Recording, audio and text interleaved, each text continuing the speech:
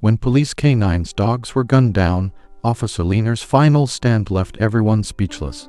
A sniper targeting the police K9 unit one by one has turned the city into a deadly game of cat and mouse.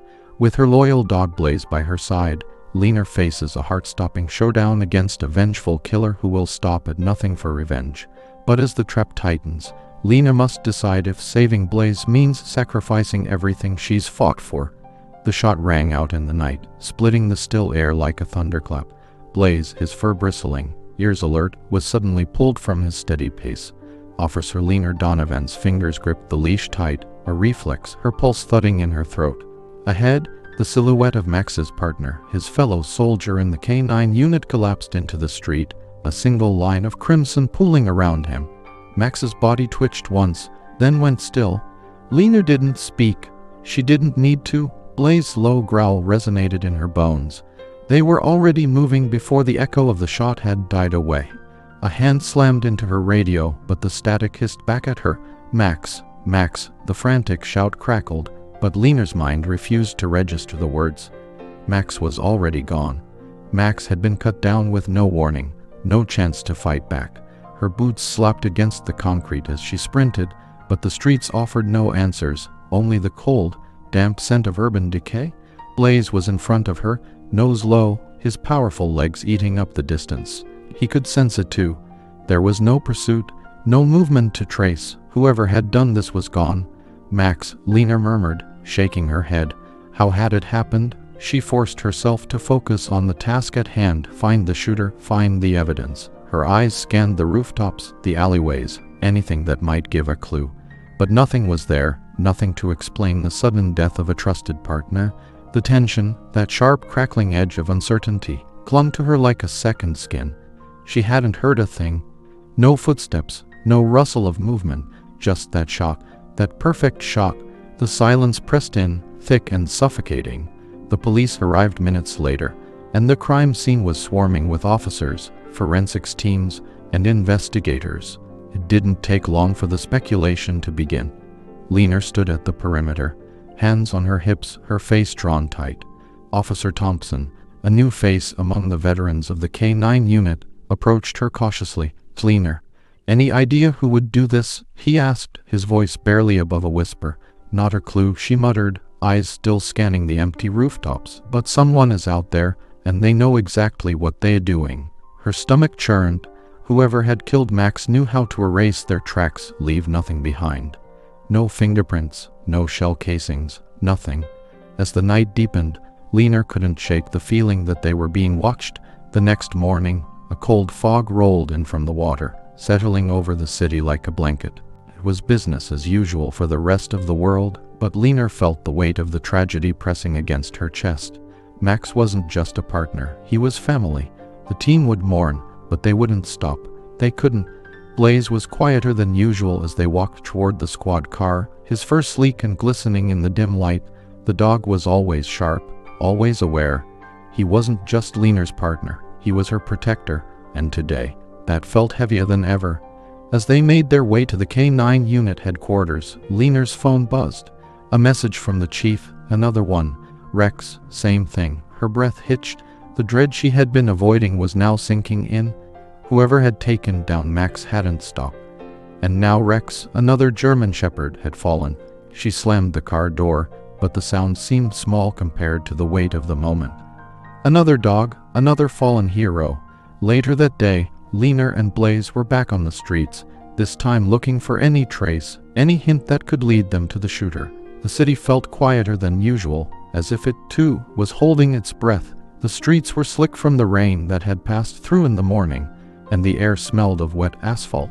The sounds of distant traffic, honking horns, and muffled voices barely broke the tension in Leaner's chest. She glanced down at Blaze, who was scanning the area with his usual precision, his paws tapping rhythmically on the concrete. The dog's keen eyes flickered from one shadow to the next, always alert, always waiting. Then, as if the world was waiting with them, the phone buzzed again. Leaner's eyes widened as she read the new message. Rex wasn't the last. "I'm just getting started." Her hand tightened around the phone. A chill, darker than the cold autumn air, crawled through her.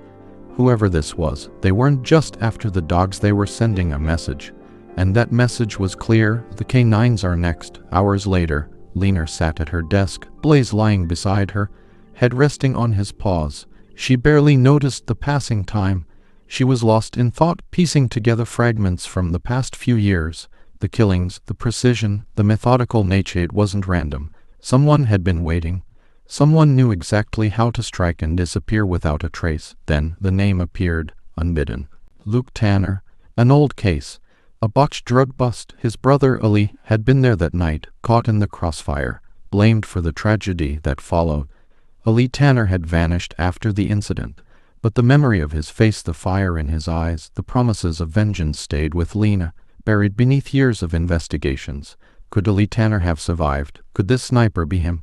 Could he have become the thing he hated most? A flash of motion outside the window caught her attention. She didn't even need to look. Blaze was already on his feet, growling low. Lena stood, her hand instinctively going to her gun. The world seemed to narrow around her. The hum of the city outside faded, and all that remained was the weight of the question hanging over them. Who was this killer? And what did they want? She stepped toward the door, heart steady, eyes sharp. Somewhere out there, Ali Tanner, or whoever he had become, was watching. The night stretched long and heavy, like the city itself was holding its breath. The smell of rain was still fresh in the air, the sharp scent of damp concrete mixing with the distant exhaust fumes of passing cars. Lena's boots scraped against the gritty floor as she moved toward the door, her hand tightening around the cool metal of her gun. Each movement felt deliberate, though her mind had already anticipated the possibility of danger. She was ready, but the silence outside gnawed at her, stretching her nerves tighter, making the waiting feel far more dangerous than action. Blaze's low growl vibrated through her, a subtle warning, a reminder of the threat that was no longer an abstract possibility. Whatever was waiting outside, it wasn't just someone hunting dogs. It wasn't just a message. It was something bigger, more calculated. She could feel it like the chill in her bones that wouldn't go away. The dim light from the street lamps barely cut through the shadows outside, casting elongated shapes against the glass. But there was nothing there, no movement. No sign of the one who had been watching. Or perhaps it was only that they had become so good at hiding, so skilled at blending with the darkness, that even the best eyes could miss them. Lena's mind replayed the events from the past few days like a film that kept skipping frames. Max and Rex both gone, the meticulous nature of each hit, and yet there had been no sound, no obvious sign. Ali Tanner, if it was indeed him, had always been a ghost, a whisper on the wind. His absence after Luke's death spoke volumes. No one had expected him to return like this. She pressed her palm against the window, eyes narrowing as she scanned the street below. Her mind sifted through the possibilities: drones, hidden cameras, tracking devices. What had Ali learned in those years of silence? What had twisted him into this shadow, this avenger with no mercy? She could almost feel the pulse of his obsession, the way it tied everything back to Luke's death. It wasn't enough for him to kill. No, he wanted to break the entire foundation of the law that had torn apart his life. A sudden, sharp noise outside. A faint click. Lena's breath caught. Something move. A shadow too subtle to catch at first. Then there just a flicker at the edge of the alley. She exhaled, steadying her grip on the weapon. Blaze's body tensed beside her. His nostrils flared, his senses heightened in a way that Lena had learned to trust more than her own. The dog was more than just a companion. He was her equal in the battle, her constant partner in the hunt. Another noise, closer now, the soft scrape of something dragging across the concrete. Lena didn't hesitate. She stepped back, gun at the ready. Blaze's ears swiveled, his muscles coiled. He was waiting for the signal. Lena's heartbeat matched the rhythm of the silence around them. She could almost taste the tension, thick as smoke. Then, a crackle over the radio. Her hand shot out, grabbing the receiver. Lena, the voice of Officer Thompson came through, tight and strained. "We've got a situation. Someone just tried to take down another K9. It's Rex." The line went dead. Lena's pulse quickened, the weight of the news settling over her like a shadow. Rex, they were too late. It was happening again. She wasted no time. "Get to the staging area. I'm on my way." She didn't even hear the door click shut behind her as she bolted into the night, Blaze close on her heels. The city felt different now, empty, as if the streets themselves were waiting, too. The air hung thick, heavy with the promise of something worse. The scent of ozone lingered, fresh from the rain that had already started to return. The car screeched as it rounded the corner, tires spinning against slick asphalt, the headlights slicing through the haze of fog. Every inch of Lena's body was focused on the road ahead, the flickering streetlights flashing over her like the images of a nightmare. Her hand gripped the wheel hard enough to leave marks. She could feel Blaze's presence beside her, the steady rhythm of his breathing, his nose pressed against the window. They were close, but Lena couldn't shake the feeling that they weren't just in pursuit, they were being hunted. The flashing lights of the police cruisers appeared up ahead, a chaotic swirl of blue and red. The K9 unit was already there, their handlers moving with the practiced urgency of a team who knew the stakes. Lena stepped out of the car, her boots hitting the wet pavement with a decisive thud. The scene unfolded in front of her like a nightmare made real. Rex's handler stood near the ambulance, eyes wide with disbelief. Rex's body lay nearby, a heap of fur and muscle that had been torn apart. The sniper had struck again, silent, efficient, and without mercy. "Damn it," Lena muttered. "Lena, we need you," Thompson called, his voice taut with frustration. But she didn't respond. Her gaze was already on the horizon, searching the rooftops, the alleys, everywhere. Somewhere out there, Ali was watching. The police knew they had to act fast. They couldn't let Ali slip away again. But with each failed attempt, with each fallen dog, the walls closed in tighter. The danger wasn't just in the sniper's shots, it was in the understanding that their enemy wasn't a man chasing revenge anymore. It was a man who had become something else entirely, a symbol of destruction, untraceable and relentless. Lena stood tall, pushing past the mounting dread that twisted in her gut. She wasn't going to lose Blaze, too. Not if she could stop it. But this time, she knew it would take more than just speed or skill. It would take something else, something raw, something that would force Ali out of his hiding place. In the very evening the city had grown silent, the streets empty, save for the occasional flicker. Blaze moved beside her, his eyes scanning the buildings around them. He was as still as the city itself, but there was an edge to his stillness now. Something was wrong, something that had shifted in the pattern. It wasn't just Ali that they were hunting. It was something more elusive, something that played with their every move. The plan was set in motion. Lena's hand gripped the radio, her voice steady despite the fire that burned inside her chest. "We're in position. Wait for my signal." The team of officers and K9 handlers had already moved into their posts, scattered across the area in a tight net of watchful eyes. It was a simple setup, a high-profile public event meant to draw Ali out. The K9s would perform their usual drills, routine, predictable. But that predictability was the trap. Blaze's ears flicked back as a faint sound reached Lena's ears. A soft scrape, like the drag of a boot across gravel.